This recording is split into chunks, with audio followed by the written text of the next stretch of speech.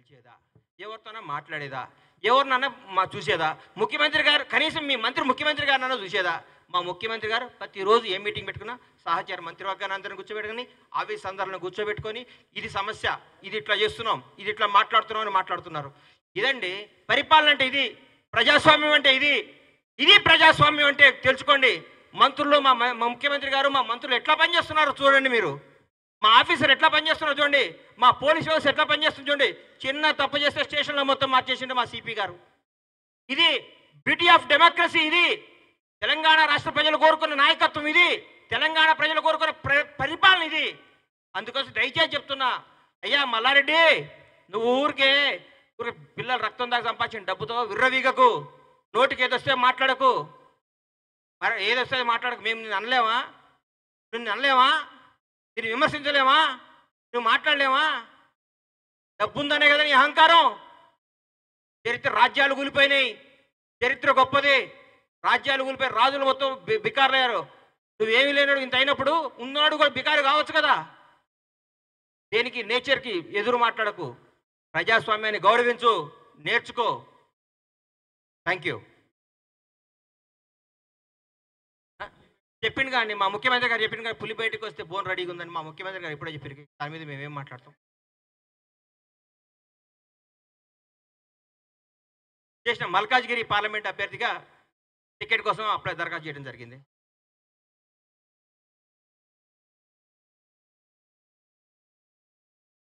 దున్నపోత వస్తుంది, చిన్న దున్నపోత వస్తుంది, కట్టి పడేస్తాం.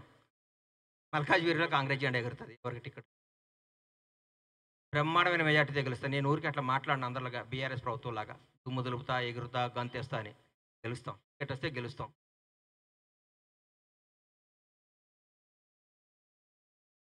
కాంగ్రెస్ జాయిన్ చేసుకోదేమో ఆయనను, మేమైతే జాయిన్ చేసుకున్నాం. మా మంత్రి ఎందుకు ఇస్తారని మా దగ్గర మహానుభావులు ఎట్లుందండి మా పరిపాలన?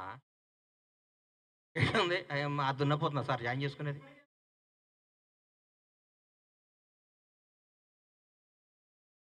అవన్నీ నాకు తెలియదండి. ముఖ్యమంత్రి గారిని ఎమ్మెల్యేలు ముఖ్యమంత్రి గారు కలవాలి, ప్రజలు ఎమ్మెల్యేలను కలవాలి. నియోజకవర్గ ప్రజలు మా ఎమ్మెల్యే వచ్చి ఆ మంత్రినో ముఖ్యమంత్రి గారిని కలుస్తారు. ఎందుకు కలుస్తారు? సమస్యల కోసం కలుస్తారు. అయ్యా మా ఈ నియోజకవర్గం, మా షాద్నగర్లో ఈ సమస్య ఉంది, మాకు ఈ వాటర్ సమస్య ఉంది, ఈ సమస్య ఉంది, ముఖ్యమంత్రి గారు దయచేసి ఆలకించండి కలుస్తారు. దానికి తప్ప సార్? ముఖ్యమంత్రి ఏంది? రాష్ట్రాన్ని పరిపాలించే ముఖ్యమంత్రి మంత్రివర్గాన్ని ప్రతి ఎమ్మెల్యే, ప్రతి నాయకులు కలవటం అనేది ధర్మం. అది ప్రజాస్వామ్యం. వాళ్ళలాగా మంత్రులు కలవకుండా, ఎమ్మెల్యేలు కలవకుండా ఒక దాంట్లో ఉండి ముఖ్యమంత్రిని కలవాలంటే భగవంతుడు తిరుపతి దర్శనం కూడా అయితే ముఖ్యమంత్రి దర్శనం కాదన్నట్టు కాదు కదా. మా ప్రజల ముఖ్యమంత్రి, ప్రజా ముఖ్యమంత్రి. మా ముఖ్యమంత్రి గారు అందరికి అందుబాటులో ఉంటారు. 5 నుంచి అపాయింట్మెంట్లు ఇస్తున్నారు, నైట్ 11 దాకా మీటింగులు చేస్తున్నారు. ఇది ప్రజాపాలన. దీన్ని ఎట్లా తప్పుగా పడతారో నాకు అర్థమవుతలేదు. అంటే ఇప్పుడు ముఖ్యమంత్రి గారు కలవటం తప్ప, ప్రజలకు అందుబాటులో లేకపోతే కరెక్ట్ అని మీరు చెప్తే అట్లా చెప్తాం. అన్న అట్లా ఎవరిని కలవకన్నా రూమ్లోనే ఉండు, ఎప్పుడన్నా ఒకసారి బయటకు వచ్చి ఇట్లా చెయ్యి వెళ్ళిపోండి అన్న అని అడుగుతాం. మరి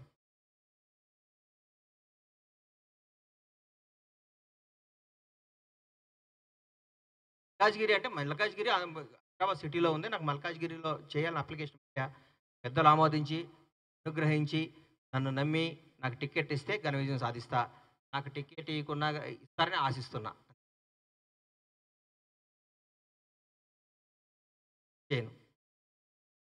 చేయనన్నా, మల్కాజ్గిరి వస్తుంది, చేస్తా. ఎందుకు రాదని అంటారు?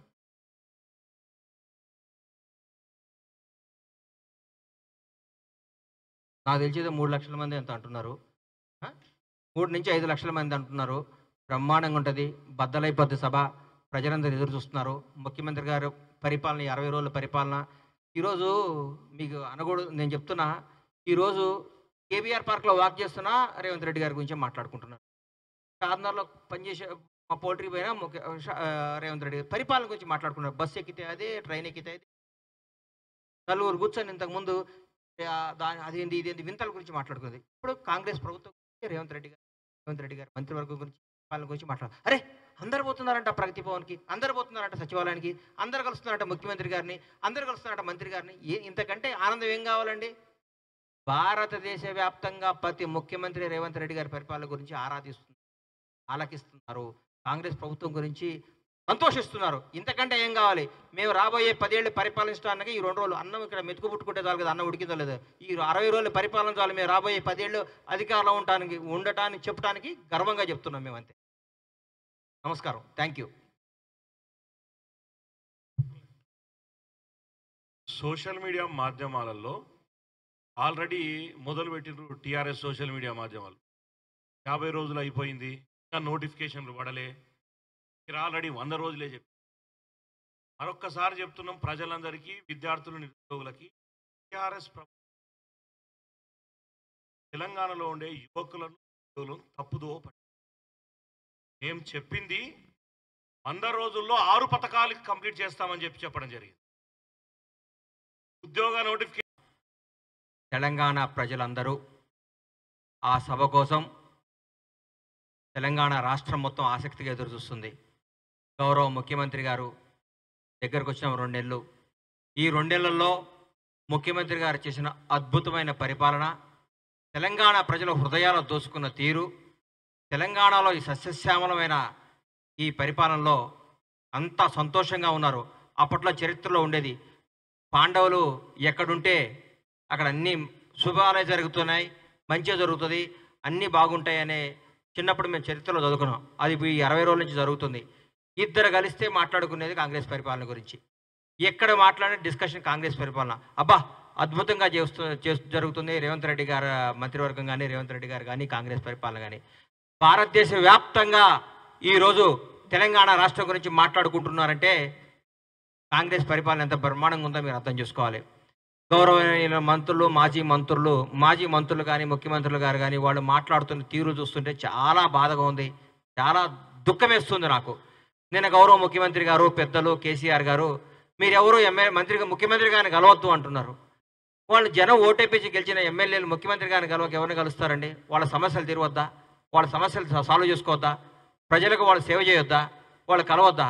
వచ్చి ఓన్లీ తెలంగాణ భవన్లో కూర్చొని మీటింగ్లు చెప్పుకోవాలి, వెళ్ళిపోవాలనా? ప్రభుత్వాన్ని తిట్టాలనా? ప్రజాసేవ చేయొద్దండి? కోట్ల మంది ఆశలతో మీ ఎమ్మెల్యేలు 1,00,000 మంది 2 లక్షల మంది ఓటేస్తే గెలిచిన ఎమ్మెల్యేకి వాళ్ళ సమస్యలు తీరవాలా వద్దా? సమస్యలు సాల్వ్ చేయాలి కదా. సమస్యలు సాల్వ్ చేయాలంటే ఎవరు? రాష్ట్రాన్ని పరిపాలిస్తున్న రేవంత్ రెడ్డి గారు, ముఖ్యమంత్రి గారు. గౌరవ ముఖ్యమంత్రి గారిని కలిసి, అయ్యా మా గజ్వేల్లో ఈ సమస్య ఉంది, మా సిద్దిపేటలో ఈ సమస్య ఉంది, మా సిరిసిల్లలో ఈ సమస్య ఉంది, మీకు చేస్తే మమ్మల్ని నమ్మించిన ఓటర్కు న్యాయం చేసినట్టుంటుందని మా అప్లికేషన్ చేసుకోవాలి. ఎవరు చెప్పాలి? గాలికి వదిలేయాలన్న జనాన్ని? మిమ్మల్ని నమ్మి ఓట్లు వేసిన వాళ్ళని గాలికి వదిలేసి మీరు పట్టించుకోకుండా మీరు ఊరికే రేవంత్ రెడ్డి గారు అది చేయట్లేదు, రేవంత్ రెడ్డి గారు ఇది చేయట్లేదు, కాంగ్రెస్ ప్రభుత్వం ఇది చేయట్లేదు, అనవసరంగా ఎన్నుకున్నారు, తప్పు చేశారు, అది ఇదని మీరు మాట్లాడుకుంటా మీకు ఉష్ణాయసం తప్ప 5 సంవత్సరాల వరకు ఎన్నికలు రావు, ఇబ్బంది లేదు.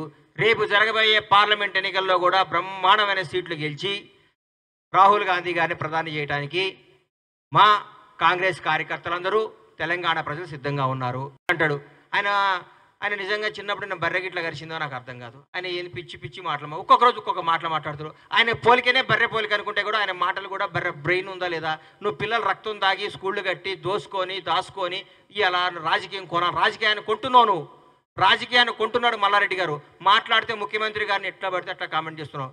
నీ స్థాయి తగ్గట్టు మాట్లాడు మల్లారెడ్డి గారు. డబ్బు ఉంటే సరిపోదు, డబ్బు ఒక్కటే కాదు నీకు కావాల్సింది, డబ్బు ఉందనే కదా నీకు అహంకారం. పిల్లలు రక్తం తల్లిదండ్రులు కష్టపడి చదివించి వాళ్ళు కష్టపడి నీకు పిల్లలకు ఫీజు కడితే ఆ రక్తం దాగి నువ్వు కోట్లు సంపాదించి విర్రవీగి మాట్లాడకు. ముఖ్యమంత్రి గారు అంటే గౌరవి, ఆ పదానికి గౌరవి. రేవంత్ రెడ్డి గారిని ఏకవచనం సంబోధిస్తున్నావు. దున్నపోతు నీకే చెప్తున్నా, దున్నపోతు వ్యవహారాలు చేయకు. నువ్వు గోవాలో హోటల్ కాకుండా ఏమైనా చేసుకో, గోవాలో హోటల్ పెట్టుకో, క్యాసినో పెట్టుకో. నీ బతుకేది కదా, నీ దొంగ బతుకునేది, దొంగ భూములు లాక్కునే బతుకునేది. ఎందుకు నీ మీద ఎంతోమంది పిల్లల భవిష్యత్తులోనే వాళ్ళని బాగా చదివి నిన్ను నమ్మి పిల్లల్ని జాయిన్ చేస్తున్నారు. వాళ్ళ జీవితాలు అన్యాయం చేయకు. నీ స్వార్థం కోసం పిల్లల్ని అన్యాయం చేయకు. మల్లారెడ్డి ఇన్స్టిట్యూషన్స్ అని పెట్టుకున్నావు, దేవుడు నీకు మంచి పేరు ఇచ్చిండు. నీ మల్లారెడ్డి కాదు, మీ నాన్న మల్లారెడ్డి, మీ తాత మల్లారెడ్డి, ఇంకో మల్లారెడ్డి వచ్చినా ఈరోజు కాంగ్రెస్ ప్రభుత్వాన్ని ఏం చేయలేరు, రేవంత్ రెడ్డి గారిని ముట్టుకోలేరు. మీరు గుర్తుపెట్టుకోండి. దయచేసి చెప్తున్నా, కాంగ్రెస్ ప్రభుత్వం అద్భుతంగా పరిపాలిస్తుంది. ఇంకో 2 గ్యారెంటీలు ఇస్తుంది. రేవంత్ రెడ్డి గారు 20 గంటలు పనిచేస్తున్నాడు. ఈ మధ్యకాలంలో భారతదేశంలో ఏ ముఖ్యమంత్రి పడినంత కష్టం రేవంత్ రెడ్డి గారు పడుతున్నాడు. రోజుకి 20 గంటలు పనిచేస్తున్న ఏకైక ముఖ్యమంత్రి మాకు తెలిసిన ముఖ్యమంత్రి. ఆయన పెట్టిన ఆఫీసర్లే తెలుస్తుంది సార్ ఆయన ఎంత గొప్పోడో. ఆయన ఇవాళ నిర్మించిన ఆఫీసర్లు, మచ్చలేని ఆఫీసర్లను పెట్టి తెలంగాణ రాష్ట్రాన్ని నడిపిస్తున్నాడు. ఆయనకు ఇంటెన్షన్ ఉంటే, ఇంకో స్వార్థం ఉంటే ఐఏఎస్లు కాని వాళ్ళని, ఐపీఎస్లు కాని వాళ్ళని మీరు పెట్టినారు కదా, అమయ్ కుమారుల్ని, అట్లాంటి శరత్తుల్ని, అట్లాంటి వాళ్ళని పెట్టి రాష్ట్రం నడిపించుతాడు కాదు. ఆయన నిజాయితీకి మారుపేరు. నేను స్టేట్మెంట్ ఇచ్చిండు, పోలీస్ పనిలో ఏ రాజకీయ ప్రమేయం కానీ ప్రలోభాలు కానీ ఉండవని చెప్పిండు. గజగజలు ఆడిస్తున్నాడు రాష్ట్రాన్ని. ప్రజలందరూ కూడా రేవంత్ రెడ్డి గారిని చూసి ముక్కు మీద వేలేసుకుంటున్నారు. మేము ఇంత అద్భుతంగా ఉంటుందా రేవంత్ రెడ్డి గారి పరిపాలన మాకు తెలియదు అనుకుంటున్నారు. గర్వపడుతున్నాం రేవంత్ రెడ్డి గారి నాయకత్వంలో మేమందరం పనిచేస్తున్నందుకు. కాంగ్రెస్ కార్యకర్తగా గర్వపడుతున్నాం మేము ఈ రోజంతా. ఎక్కడ పోతుందండి మీరు? ఎందుకు మాట్లాడుతున్నారు? ఈరోజు చెప్తున్నా, బీఆర్ఎస్ పార్టీ అనేది నిజంగా ఇక లేదు, రాదు, రాబోదు కూడా. ఎందుకంటే రాబోయేది, జరగబోయేది కాంగ్రెస్ వర్సెస్ బీజేపీ పోటీ ఉంటుంది. మిమ్మల్ని మర్చిపోయాం, మీ శకం ముగిసిపోయింది. ఎందుకు ఎట్లా పడితే అట్లా? మీకేముంది? మీ అహంకారం ఏందా?